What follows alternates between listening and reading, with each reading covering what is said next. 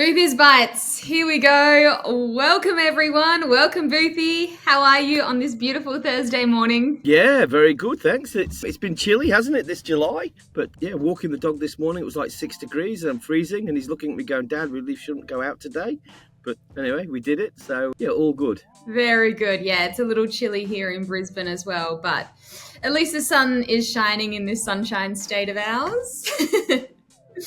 All right, straight into the RBA. So that was a bit of a surprise with that announcement, right? Yeah, I think it sort of shook us all. I think we were just getting a bit complacent, weren't we? And thinking that the RBA is basically listening to the markets rather than the other way around. I think the markets should be listening to the RBA.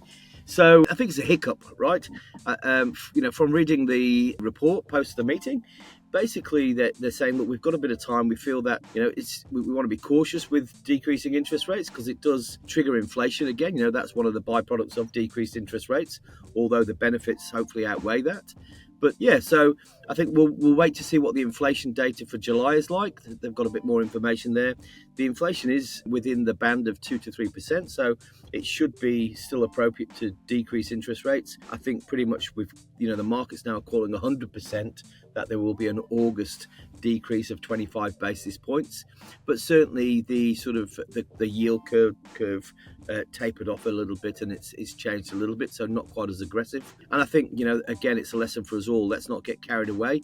Interest rates where we're looking at lending rates at 5.5% is actually pretty much the median rates that we've ever had. So if they do go lower, then we're experiencing low interest rates, which is probably what the RBA doesn't want. But again, the other confusion for everyone right now is the Trump and the tariffs, the Trump confusion, which is something which wasn't there a year ago. And these tariffs are supposedly kicking in August. Some have already kicked in, and I think really the globe is waiting, or the world is waiting to see what the impacts are with each different sort of nation and how that all plays out as well. So that's another sort of confusing factor for the RBA. But anyway, we're calling for August 12th, another decrease, 25 basis points, 3.60%.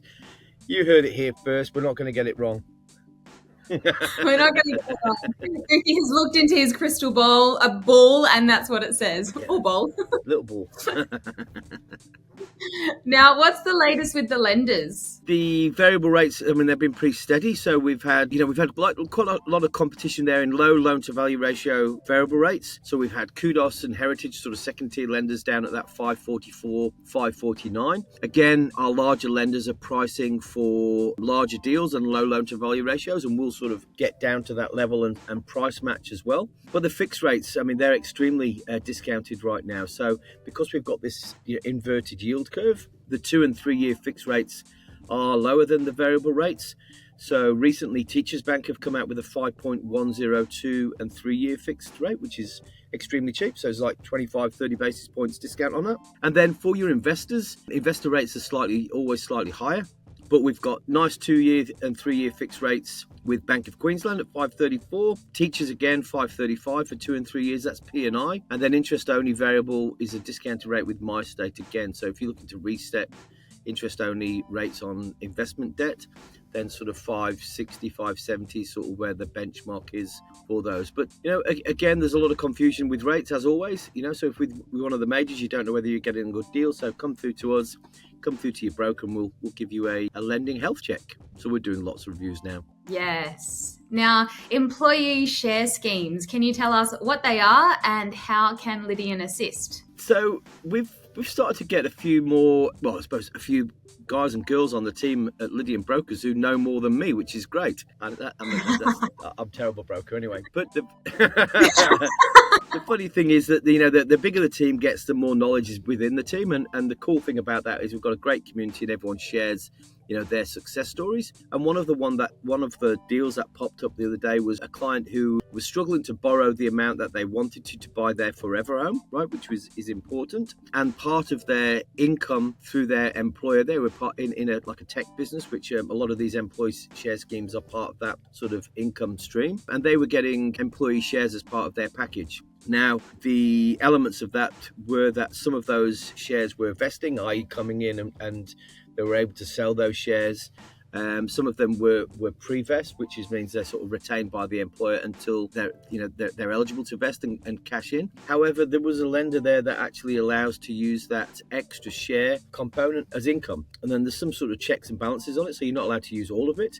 But certainly it's something new. I learned a lot through the process, and the outcome for the client was great. So the client was able to borrow, not a crazy amount more, but enough more to buy the forever home they were looking at. They're super happy. The client's super happy. The client's super happy. The broker's super happy. The partner who referred the deal is super happy. And I think great outcome for everyone really. So, and again, Chris Booth is learning. It shows you like you can never be too old to learn a new trick. So, employee share schemes. There you go. There you go. And you're obviously great at your job, Boothy, if you're just surrounding yourselves with the experts. That's what you're meant to do as the leader, right? You bring in the people. Go, Jackie, go. Now, what would be your advice if someone had a client who is interested in self-managed super fund lending? Good question. So, because we've gone through this cash turmoil where household budgets have really been affected by the increase in the cost of living, your mortgage costs have gone up, the food, fuel, all of those things which get us by, those sort of purse strings are really tight, and we've got a lot of clients now who really, they're still aspirational, they still want to invest in property, but they don't want to cramp their lifestyle by taking money out of their household budget to do so. Now, it's not for everyone, but if you've got a reasonable superannuation balance, and I'm talking sort of 250,000 probably or more, and you're working with some professionals, so accountants, financial planners, and obviously your mortgage broker, a diversification strategy whereby that you use a little bit of that superannuation money to invest as a deposit into a property, I think is a good thing. So we're getting a lot of clients now who want to look at that as a strategy. We're well connected with the advice world to deliver on that strategy. But I think importantly to do that, like I said, you're engaging professionals to kind of put the pieces together for you. So it's a bit of a jigsaw puzzle. And once you've got that jigsaw puzzle in place, pretty much that's your plan, right? So we want to make sure that we're not using all the money in a single asset. We've still got some diversification in there, but there's still going to be contributions to the super fund to maintain things like insurance and things like that, so we're not going to get caught out.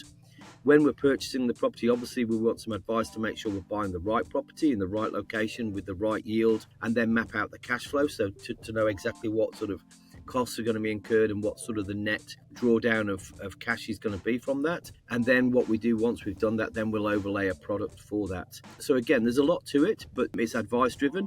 The second thing is, there's a lot more lenders now who are participating in this place, and the rates in the old days, the main banks who've now pulled out of that product, they're at sort of 10% plus for interest rates. We've got second tier lenders in there at like 6.59, 6.39, 6.74%. So it's more mainstream than it's ever been before.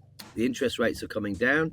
The establishment fees and the cost to actually establish all of the structure for the self-managed super fund loan are being reduced as well. So it is becoming more of an accessible product and service for the right people to invest in property through that vehicle. So again, that sounded quite complicated. And the idea there is, reach out to professionals, i.e. mortgage brokers, financial advisors, accountants, to do that. But we're doing quite a lot of self-managed super fund lending purely for that budget effect right now, which is cool. Yeah, absolutely. And as always, let's finish on Lydian HQ. What has the Pride been up to recently? The last year we've grown. We've recruited some great people in Melbourne with the Clark Group, which have come on board. We've diversified some of our segmentation. So we've got Sal and Josh running the private team now. We've got Steve running the practice finance team now.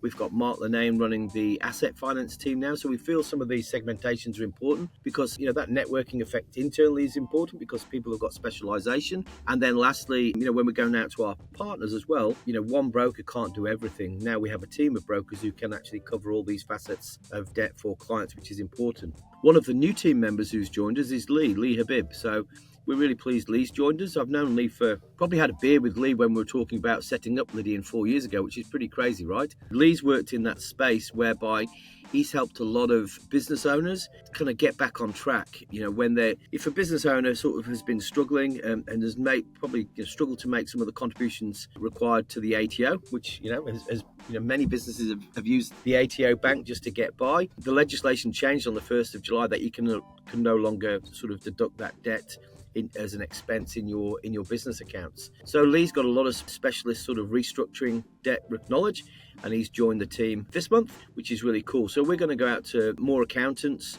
more specialised financial planners who've got self-employed clients and are looking at those types of clients. And we're going to introduce Lee and his, I suppose, more business-focused service to those owners. And yeah, he's an experienced broker. He's definitely a rainmaker, opens a lot of doors, and he's a great bloke. So we welcome Lee to the team. And actually, we've got another recruit, so I'll just make a special mention. We've got a lovely lady who's joined us, and when we started Lydian, we had an idea that if you're a financial planning business and you've got your own mortgage broker in-house, but that person is sort of, I suppose, left a little bit on their own, the community that they're working within is financial planning, and so they feel sometimes as a professional, they're kind of not connected to their true profession, which is lending. Although it's a great office to work in, they get clients from that as well. So the Be the Broker concept, which we deemed a few years ago, we've got our first mortgage broker. So we've got Kylie Bloomfeld, who's joining us, and the financial planning firm is called 𝐻𝐸𝐻 & Co. They're based down in Engadine. Kylie's a really lovely lady. She's a very experienced broker, and we're just basically powering their Recharge brand up with our Lydian operations and Lydian community. So she's already joined us for a coffee club yesterday. We're getting her set up in our systems. She's already meeting our Filipino team to get plugged in there. So we're really excited to have our first Be the Broker professional in the team as well. And it's great to have a female broker on the team as well in Sydney. So we welcome Lee and Kylie to the team in July. Woo! So exciting. Welcome, guys. Well, that's everything from me. Is that everything from you for this month? That's a wrap. That's a wrap. All right. Thanks, everyone, for watching. And thank you for your time, Boothy. We'll see you next month. Thank you, Jackie. And just a quick shout out to Jackie. She secured her first TV gig with Channel 7. So we always knew this girl was going to go somewhere. So from us all at Lydian, thanks for everything you do for Lydian. But congratulations. I know it was a big sort of goal and aspiration to secure a space on a national network TV. And you've done it. So go girl. Go Jackie. Go thanks, Jackie. Boothy. But I'm not going anywhere. I'm staying with Lydian and doing broadcaster. Yeah, and get Just Jackie done now. We've got to get it out. Thanks, Boothy. See ya. See ya. Take care. Ciao, ciao.